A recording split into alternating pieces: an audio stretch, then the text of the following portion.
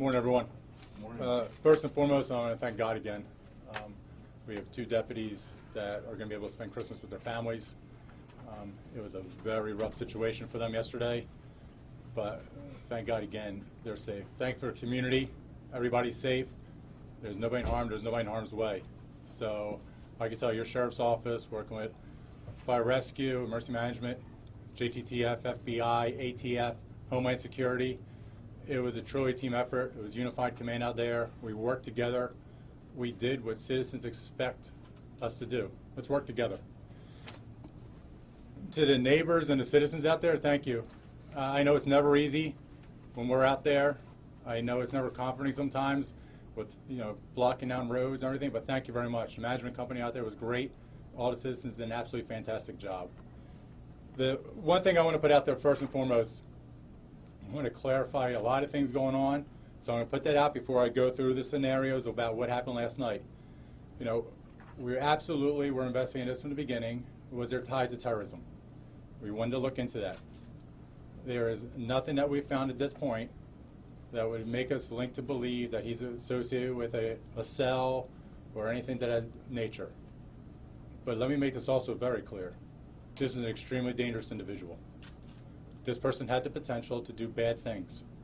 And as you'll see in this video, as you'll see going forward, when you attack law enforcement officers and you try to take away their gun and you try to harm them, if you do that to the protectors, the people out there that are the front line who are out there protecting people, what would you do to those that aren't protected?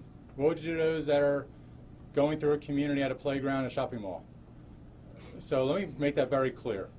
This is an extremely dangerous individual, and I don't care who he may be associated with or not, using whatever terms, terrorism, and I promise you, if I have information that something bad is going to happen in Pasco County, I will be absolutely the first person to announce what citizens need to do to protect themselves. When you ring the bell and you warn citizens that something bad is happening, you have to have some validation. You have to back it up. It's critical. You don't ring the bell just for the sake of ringing the bell. You ring the bell because you know you have very critical information. So I'm going to put that out there because I know there's a lot of speculation, there's a lot of rumors. But hear from us first. This Pasco Sheriff's Office is going to do everything to protect you, and we will make sure your safety is paramount in everything we do. So going back to yesterday, 6 o'clock, yesterday afternoon, there was a fight in the home. There was some smell. The mother smells some chemicals. The father starts ventilating the house. They get into a confrontation with their son, Sharif. Sharif then at that point pushes the father and the mother. There was an incident of domestic violence that had occurred. Later, fire rescue gets called around 6:20 a.m. And let me make this very clear. Pasco Fire Rescue, there was no signs to them that domestic violence had occurred. There was nothing so the firefighters did an outstanding job out there. Fire rescue transports the father to the hospital for medical reasons. Pasco Sheriff's Office is not called at that time. Sharif goes with the father to the hospital. So they're both at the hospital at this time. Mother's at home. Mother then calls family members who are out of the area. Those family members, she says she's scared. She's afraid of her son. There's been past history of domestic violence between the son beating the mother. So she calls family members. They then notify local law enforcement, which is us, the Pasco Sheriff's Office. Around 8 a.m., the Sheriff's Office goes out there, and it's primarily for a welfare check on the mother. Start talking to mother. They see signs of narcotics and other chemicals inside that kind of raise suspicion. At that time, Sharif Al-Ghanani comes back from the hospital where his father's still at. He sees the deputies. The deputies start talking to him. They start questioning him about some of the things that are in his room. At that time, they went to put handcuffs on him. As they put handcuffs on him, the fight breaks out. It turns into an extremely violent situation. I'm about to show you the video. During this incident, he tries to grab the gun and unholster the gun from the deputies. Tries to pull it out. They are fighting for their lives in this situation. Is an individual who has shown violence in the past. He's shown violence towards law enforcement now. And I keep reiterating, a dangerous person. Dangerous individual wants to fight two deputies and try to take their gun. Who knows what his motive would have been once he got the gun. I can only speculate what he would have done. The deputies are in a fight. One breaks his hand. The other one gets injuries to his head. There you go. Thank God they're okay. The rest of the deputies arrive. And as I go back to very clearly, if you attack a law enforcement officer, bad things will happen to you. Don't ever batter a law enforcement officer. That is one message we need to clearly get out there, because we are the protectors. And if we're not out there, there's nobody to protect you. So we will do everything in our power to make sure those individuals are taken into custody. So with that, let me just show you the video of the encounter which occurred. There is some language in this, just for those going live.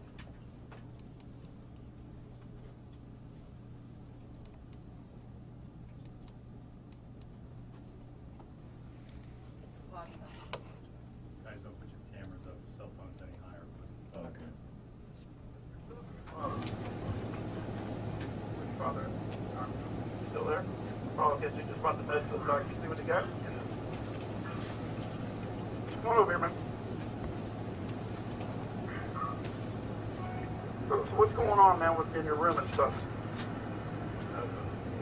What do you mean? Huh?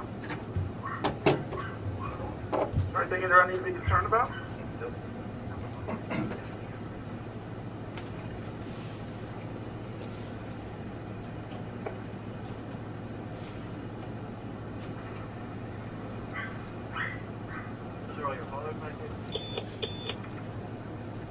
Your first name is Sharif, right? Correct.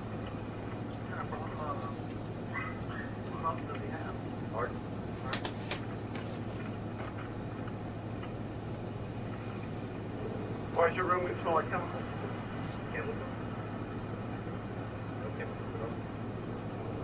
See anything on you? No. Okay. You realize that you got some narcotics in your room, right? Yeah? So it's not legal to stay in Florida, correct? Can't come back.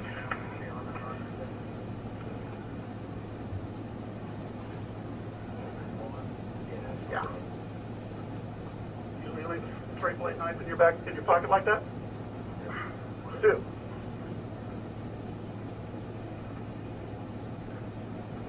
Hold on, look.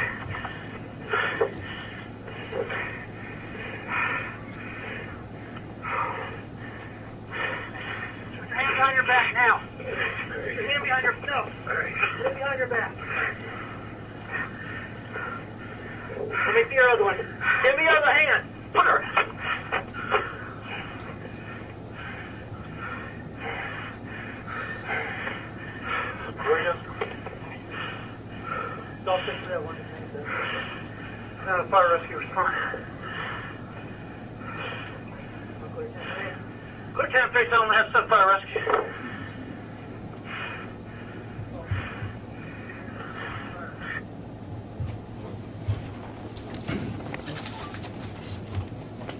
As you can see, the camera got ripped off.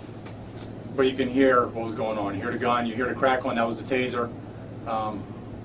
As we go, again, I thank God those deputies are going to be home for Christmas.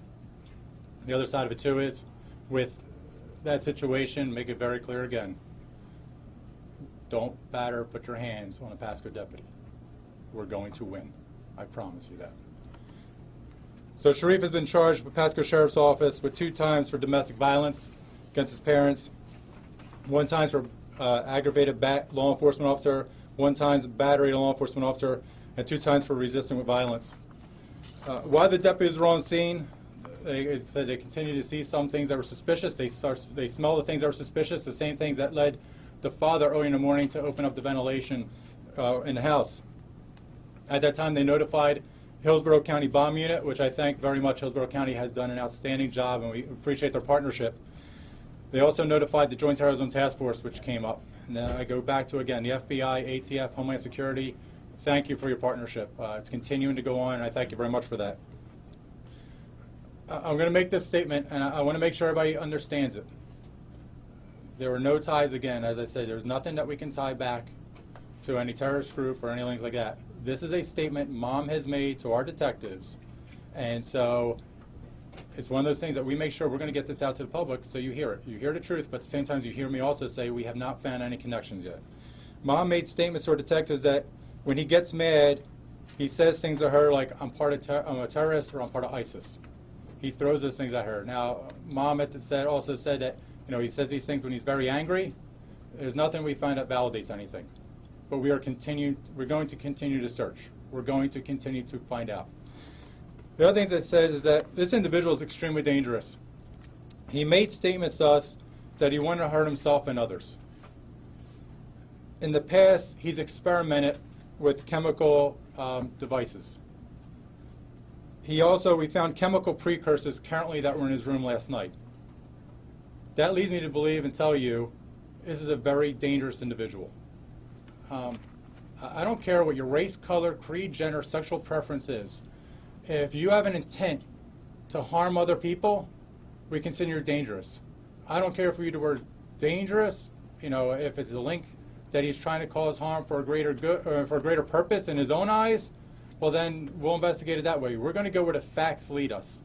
And the facts right now have led us that this is a very dangerous person. He's off the streets. Everybody in the community is safe. And we're going to continue hunting down leads as we go forward. Is there anybody questions? Talk a little bit more about the chemical devices that you say he was in possession of. What kinds of things? And unfortunately, right now, I can't go into that. As I said, there's going to be a lot of questions you have right now I can't get into. I can tell you there were chemicals out there. He was researching further how to make further chemical devices. He had made statements, you know, about these things. We are looking, I'll tell you right now, we're investigating computers, cell phones, any electronic means. We're trying to track down anybody he's associated with.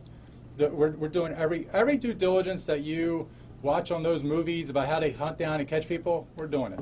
We're doing everything. I want every citizen out there, we're doing everything we can to track things down. But there's certain things I can't tell you. The violence that he demonstrated right there, we're working with our state attorney's office, and we believe we got a lot here to prosecute him, that they have a lot to prosecute him, and we hope he goes away for a very long time. On the other end, if there's other things that he was doing to try to harm others in the community, I don't want to say anything right now that's going to damage the case. I want to put this person away as long as they can, because it's clear they should not be out in the street. But just to clarify, those chemicals that you found, those are not drug production chemicals, more along the lines of explosive device chemicals? I would say the first. The chemicals we found were not precursors that we use for narcotics. Is it the fact that he responded so violently to what seemed to be a pretty basic arrest is what's really kind of raising a flag with you? That's part of raising the flag. Some of the things that we found inside the house raises the flag. And that's why I go back to, you know, this always goes back. We're not just going to turn a blind eye. These are not things, and there's another part of this which is critical, is that everybody always talks about connecting dots. From 9/11, you read the commission report, they talk about connecting the dots. you have a dot that you have somebody who's making statements that our people heard. You have evidence out there that the average person doesn't have in their home. You start lining those up together, it starts, hey, scratching your head. There's things adding up. But there's one thing that we were able to do, is stop the dots from keep connecting. We were able, hopefully, and I believe so, from stopping an incident if he was going to continue down this path. Working with JTTF, FBI, everybody, we were able to work as a team. We were able to bring this person to custody, but things were lining up that would raise suspicion to a higher level. So I want to be clear that I'm hearing this. Yeah. You didn't find anything that directly relates to terrorism, but you're still looking at it as if it possibly could be?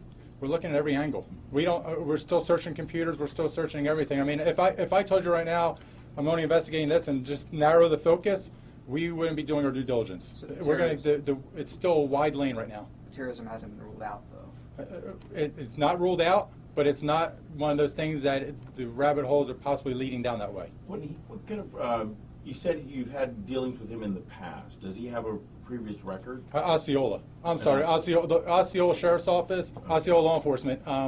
That's where his past has been. A lot of it is Osceola. He has a long juvenile record from over there, but he has domestic, and I apologize to clarify, law enforcement in general has dealt with him in the past. Okay. So, and it's But he been in has- Osceola. But he has no record here in No. Pasco. Can you talk about what kind of record he has in Osceola? Yeah, the one is domestic batteries, and one was aggravated domestic battery with strangulation. That's what I said. This is not. This person has committed violent crime, and when you have issues, when you have somebody who committed very violent crime, you have things that lead up to harming other people. It's going to raise suspicion. And when he makes statements, even though the mother said, during anger times he says these things, you have to look down it. If you don't look at any piece of evidence and you discard it, we're wrong. But at the same time, I'm going to be truthful and tell you nothing right now has shown that it's a connection to terrorism. Can you run down the charges again? Yes. The Pasco charges are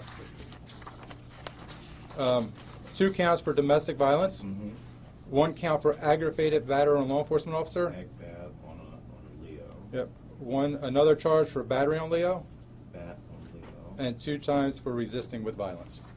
2 counts resisting with violence. Yes, sir. Whether you find that direct link or not to terrorism, doesn't what you said kind of speak to that homegrown radicalized person that?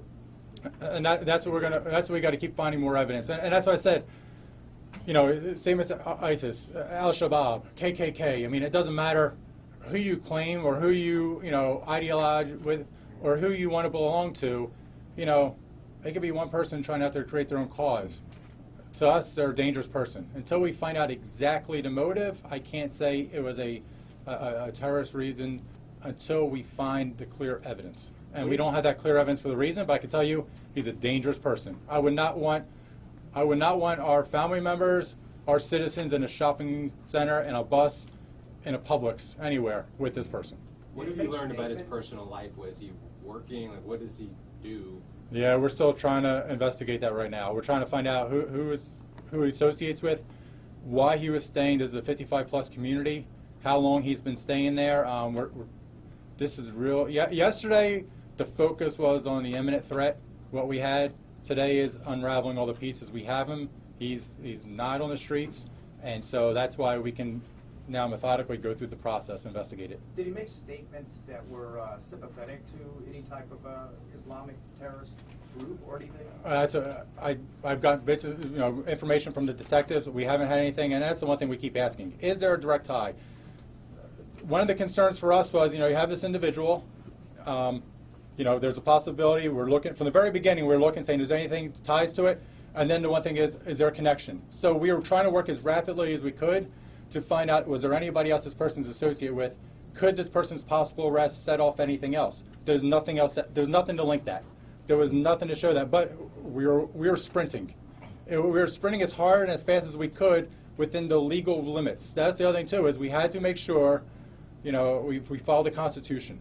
And so we had to follow the Constitution as we go through this investigation. We're going to continue because we don't want to lose anything when it goes to court. Has he had any violent outbursts since he's been in custody? Not that I know of. It wouldn't be good for him. Sure. Are But there not going to that be any additional charges as a result of the explosives? That's part of the investigation right now. How are the deputies doing? They're doing okay. We have feedback. We're working with them right now, making sure the families, and this goes back to another thing. Post-traumatic stress disorder for law enforcement is not spoken about enough, but it is something. Think about that, not only for the deputies, for what they go through, but the family members. This is part of law enforcement. It's not spoken about, but it's tragic and needs to be spoken about. It's the PTSD for law enforcement and our families. Do they go on any kind of leave after an incident? Yes, they're going to be on leave. I mean, besides the injuries, we want to make sure that they're okay to come back to work. But any leave that they need, we're going to work with them on because, when they come back, unfortunately, the reality is they may end up in a fight like that again. And you said one has a broken bone in Bone his in his hand, yes. And the other one had head injuries. had a head injury. Yeah. Both of them minor.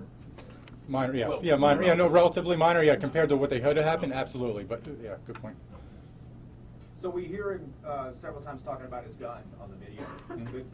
Was it unholstered and on the ground? Was he trying? No. We have a secured holsters, but he kept trying to reach for it. He thought he could do it, but he couldn't manipulate unholstering it. But that's why you keep hearing that about the gun. But that's why actually during this incident, one of the tasers, I believe, the deputy actually, one was shooting it, the other one got hit by part of it, so he got tased in the incident. So the fight was on, and I go back to it. He's a dangerous individual. If you're willing to hurt a law enforcement officer, you have no remorse, and you have the will to hurt anybody in our society. That's why we draw the line in the sand, and we mean it when we draw the line in the sand, is that if you try to harm a law enforcement officer, it's not going to be a good day for you. All right? Thank you all very much. Appreciate it. Thank you.